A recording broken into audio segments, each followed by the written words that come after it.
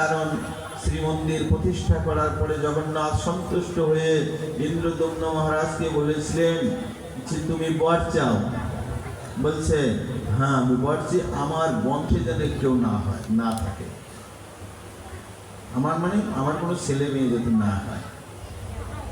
এই শুনে গুন্ডিচা দেবী অনেক অসন্তুষ্ট হন, দুঃখ প্রকাশ করেন। তার কারণ ইন্দ্রদম্ন মহারাজ চেয়েছিলেন যে এমন কেউ না থাকে যে শ্রীমন্দিরকে বলে আমাদের মন্দির, আমাদের মন্দির। যেমনি ভারতে আছে বিড়লা কোম্পানি অনেক মন্দির বানিয়েছে, রাধা কৃষ্ণ না লক্ষ্মী নারায়ণের মন্দির বানিয়েছে, সবাই তাকে বলে বিড়লা মন্দির। তো এই জন্য যেন আমাদের এরকম কেউ দাবি করার না থাকে যে এই মন্দিরটা আমাদের, আমার বাবা বানিয়েছে, আমার পূর্বপুরুষ বানিয়েছে, এই জন্য বলছেন আমার বংশ যেন কেউ না।